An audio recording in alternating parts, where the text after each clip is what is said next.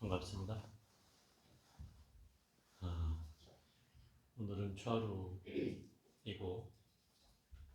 또 원각경 100일기도 두 번째 본문 시간이고 또 하나를 덧붙여 오늘은 또 현충일, 휴일이죠. 왜 현충일이 오늘 정해졌을까요?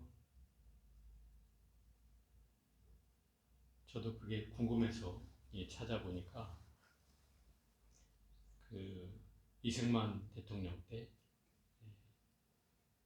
정해졌다고 알려져 있고, 정확한 근거는 사실은 이제 그때 6.25가 일어난 달이 6월이니까 그 6월에 맞추어서 많은 죽은 영혼들을 위로하기 위해서 이 현충일을 정했다라는 게 기본적으로 알려진 일이고, 또 어떤 설에는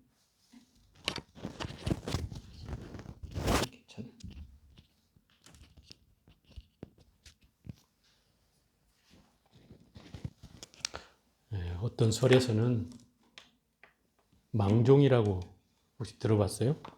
망종? 이제 그 망종은 그 싹을 제일 마지막으로 심어야 되는 기간이에요. 그래서 보리라든지 농산물을 이때 심는 게 있잖아요. 그것들은 6월 6일까지 심어야 그나마 우리 가을에 수확을 거둘 수 있다. 그래서 망종이라고 하는 거예요. 그 망종에는 주로 이렇게 조상을 제사 지내는 때 그 풍습이 있었답니다. 우리 옛날부터. 그래서 6월 6일을 정했다는 설도 있어요. 정확한지 모르겠지만. 그래서 충의 장돌, 병이, 그 장졸들이 끊임없이 목숨을 다해서 나라를 지켰던 그 보훈의 달이 바로 6월이기 때문에 오늘은 이것과 관련해서 불교에서 나라를 지키기 위해서 어떤 일들이 있었는지를 한번 얘기를 드려볼까 합니다. 우리나라 불교를 호국불교라고 얘기해요. 많이 들어보셨죠? 호국불교라는 말은 나라를 지키고 보호하는데 불교가 앞장서서 노력했다는 의미로 이 호국불교라는 말을 쓰죠. 가장 대표적인 차이가 살생에 관한 문제였어요.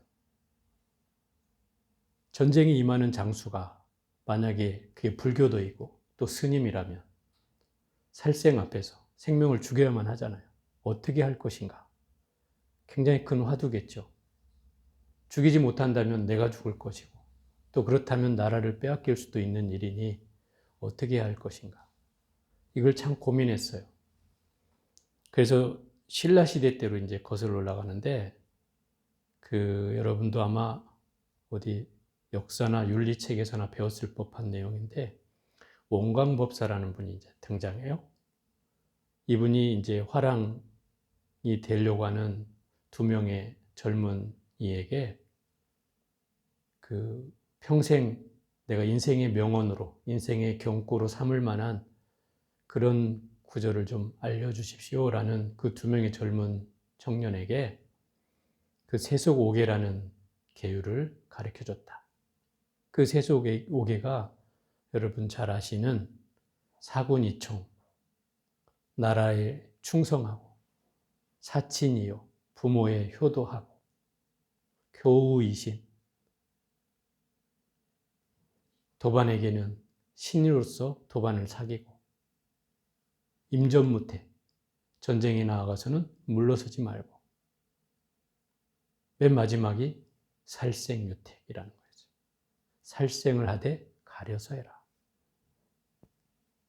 이게 원광법사가 그 젊은 두 청년에게 이 인생의 경고로 삼아 들려준 내용이 이 두 명의 젊은이가 전쟁에 나가서 이와 같이 싸웠어요.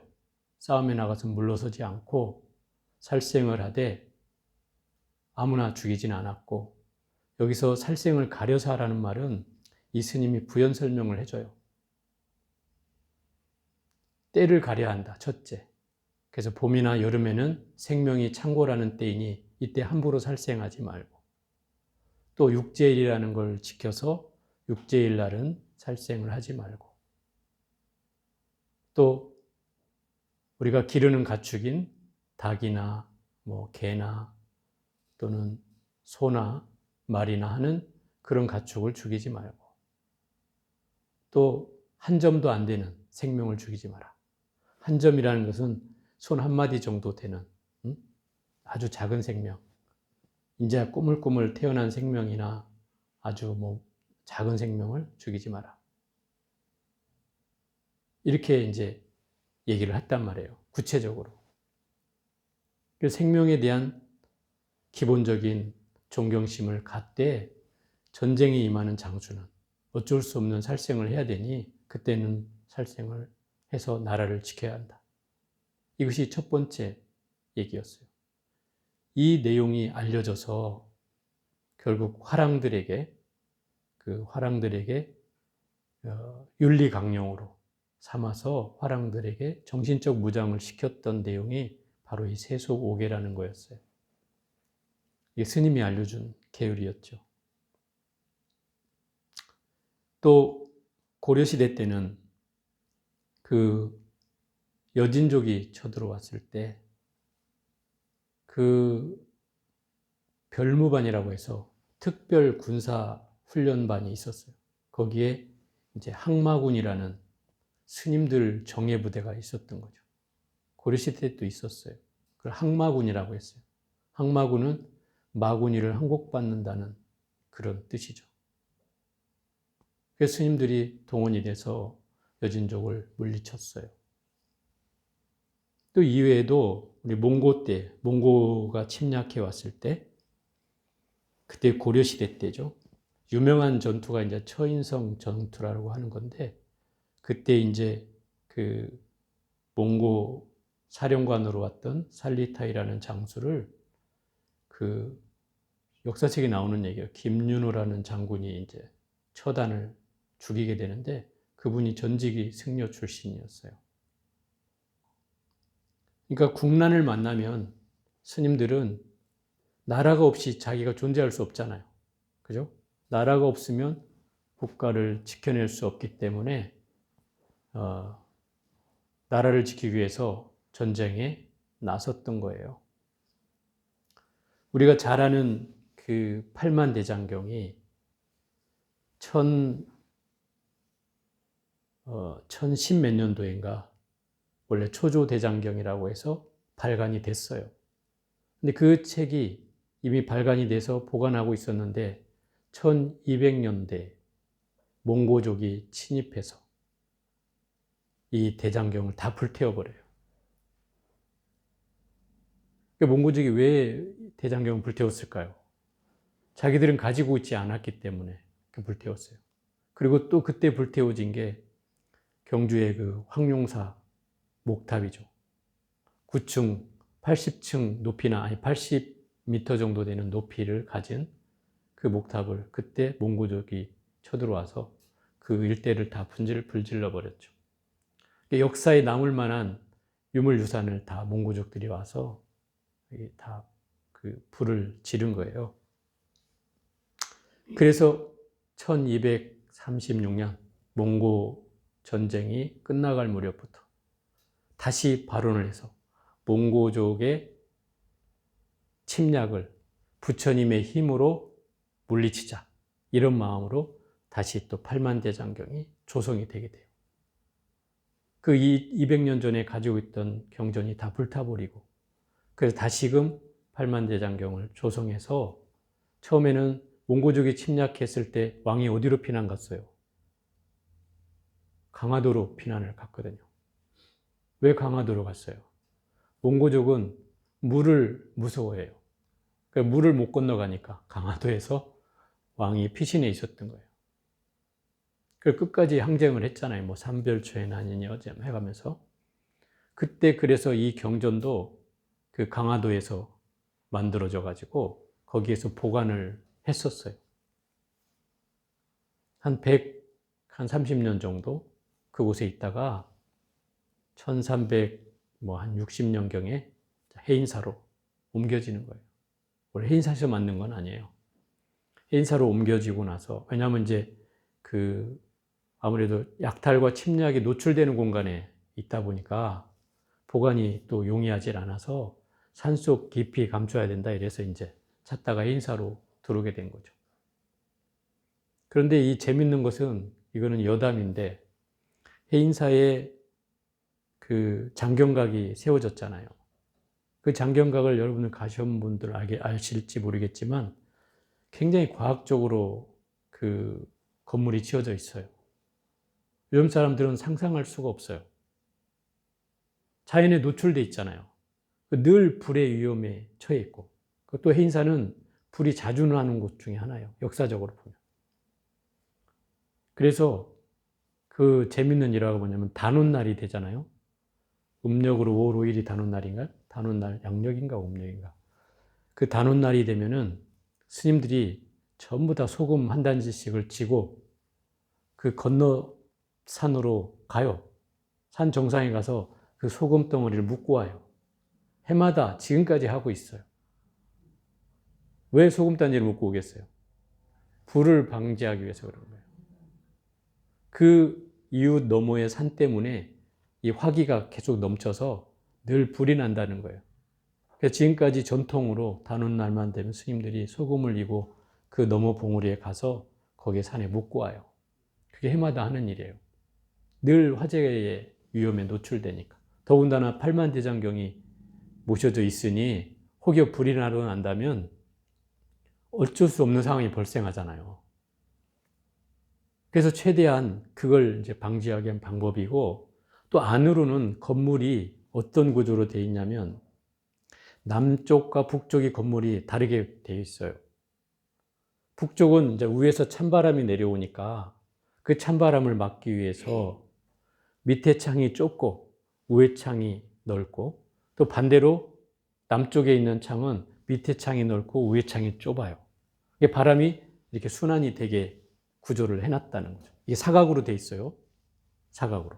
그리고 정확하게 친다면 그 해인사가 가야산이 한 1400m 가까이 되는데 한 700m 지점에 이 장경각이 놓여져 있어요.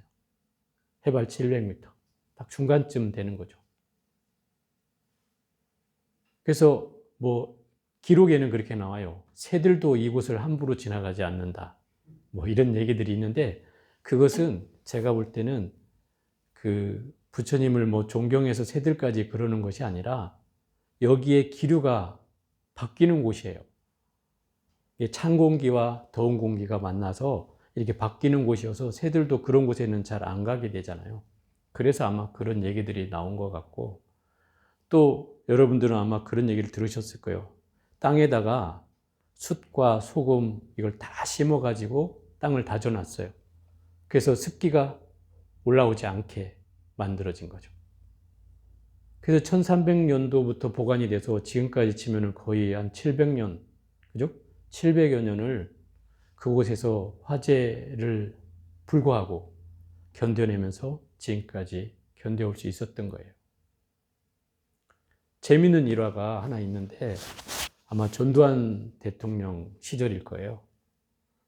그때 세계의 유수한 학자들이 모여서 이 팔만대장경이 세계의 보물이니 어떻게 하면 더 잘 보존할 수 있을까를 고민하다가 지하에다가 탱크를 파가지고 크게 막 엄청 파서 완전 세계 과학자들을 다 동원해가지고 습도와 온도 다 조절하고 또 풍량까지 계산하고 이 경전이 썩지 않도록 이 경판이 썩지 않을 수 있는 최적의 조건을 세계 유수한 과학자들을 다 동원해서 그걸 만들었어요. 해인사에다가 그걸 만들었어요. 그래가지고 그 경판을 다 옮겼어요. 옮겼는데 일주일도 안 가서 곰팡이가 나고 이 문제가 습기가 생기는 거예요. 그래서 결국은 다시 원위치 돼가지고 지금 현재 자리에 있고 그 건물은 지금 선방에서 선원으로 사용하고 있어요. 그러니까 현대 과학으로도 이걸 해낼 수가 없다는 뜻이죠. 그러니까 그 공정으로 말할 것 같으면 말할 것도 없죠. 어쨌든 그 팔만대장경을 조성한 공덕으로 몽고 전쟁을 이제 끝마치고, 그리고 그 부처님의 힘으로 이 전쟁의 여파를 이겨낸 그 이야기죠. 또 조선시대에 오면, 조선시대는 아주 암울했던 시기잖아요. 불교가 탄압을 받고 또 유교가 숭상을 받았던 그런 시대였기 때문에 뭐 스님들이 도성에 출입도 쉽지 않았고, 또 심지어 귀족들이 출가하는 것도 후대에 가면 또 힘들어졌던 시기도 있고 아주 그랬어요. 근데 임진왜란이 이제 터지자 이 선조가 저 의주로 또 피난까지 가잖아요. 그러고 나서 이 자기 정규군들이 다 파해지고 나니까 그때 이제 그 서산대사를 불러가지고 선조가 서산대사를 팔도 노총섭이라는 직위를 주면서 모든 승려를 모아서 군대를 만들 것을 이제 간청을 해가지고 서산대사가 팔도 노총섭이면 요즘 말로 치면 뭐 총무원장 정도 되는 그런 직위를 받아가지고 모든 전국의 스님들을 이제 승병을 모집하는 거죠. 그리고 각지에서 승병이 모여서 뭐 10,000명, 20,000명 정도가 모였다 이렇게 얘기가 되고 있고, 또 그때 이제 그 금강산에서 수행하고 있던 그 서산대사의 제자가 유명한 사명 스님이죠. 사명대사. 그분이 이제 또 다시 그 얘기를 듣고 그곳에서 승병을 모아서 약 5,000명의 승병으로 이제 각계 장소에서 일본 왜군과 대항을 해서 일본 왜군들을 이제 물리칠 수 있었죠. 스님들이 혁혁한 정과를 세웠어요. 당시에도. 평양성도 탈환하고 뭐 여러 가지 정과를 세웠어요.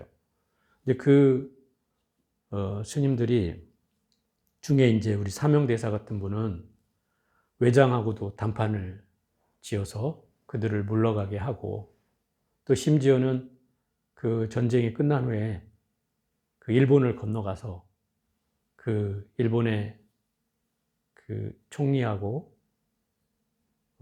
단판을 지어가지고 3,500명이나 되는 포로를 송환해 오기도 했거든요. 이 사명대사는.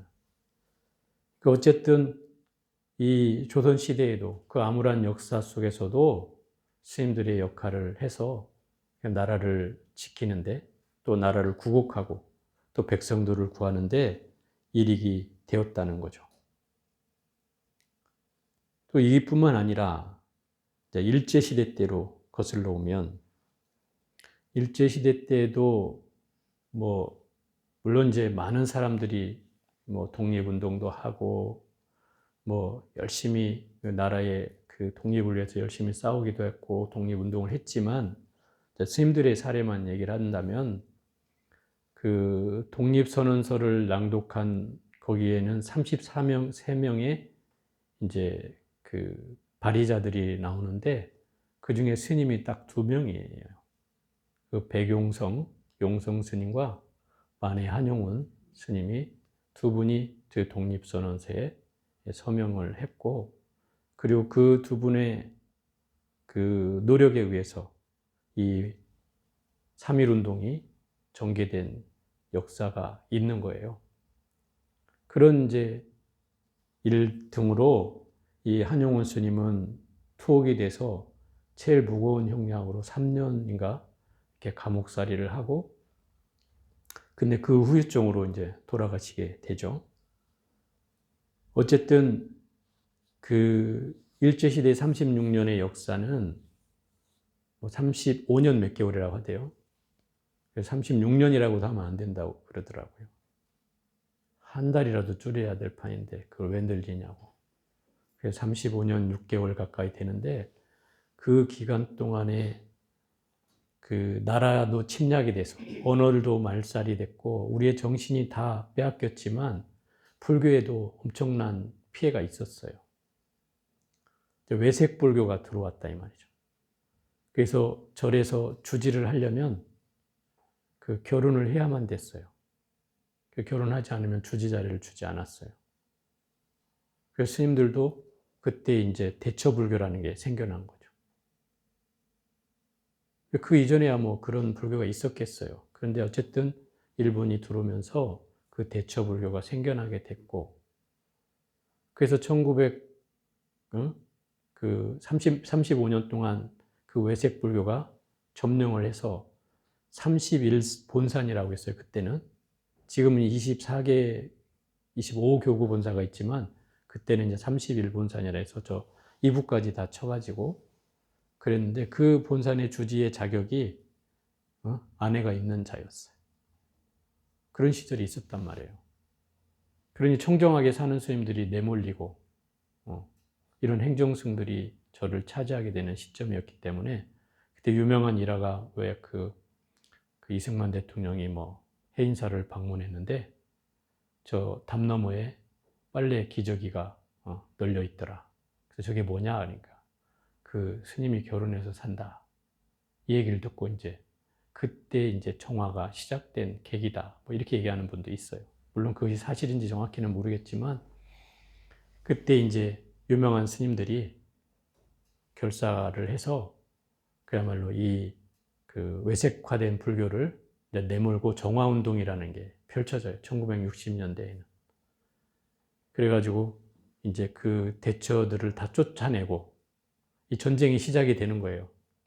이때 이제 생겨난 말이 이제 이판사판이라는 말이 이제 생겨나서 이제 막 대처를 몰아내고 청정한 비구들이 저를 이제 차지하기 시작하면서, 이게 그냥 숫자 싸움으로는 안 되니까 이제 막 뭐 다른 사람들을 동원해 가지고 이제 막 싸움을 하게 되는 이런 싸움들이 벌어지게 되죠. 그래서 그 사람들이 이제 내몰려 가지고 가서 이제 뭐 태고종이라든지 다른 종단이 이제 화엄종이라든지 이런 종단이 이제 만들어지는 거예요. 그리고 이제 뭐 저희는 이제 그걸 조계종이라는 이름으로 다시 이제 탈바꿈이 되고, 뭔가 청정한 비구승의 이름으로 이제 이게 정립이 되기 시작한 시기가 바로 60년대예요. 그러다 보니까 이 불교라고 하는 게 어찌됐든 이 민족의 정기를 세우고 나라를 지키고 하는 데서 불교가 앞장서 왔다는 것이죠. 어떤 사람들은 이 호국불교를 정권에 아부하고 정권에 뭐 잘 보여서 뭔가 좋은 이익을 얻으려고 했던 것이다라고 비판하는 사람도 있지만, 정작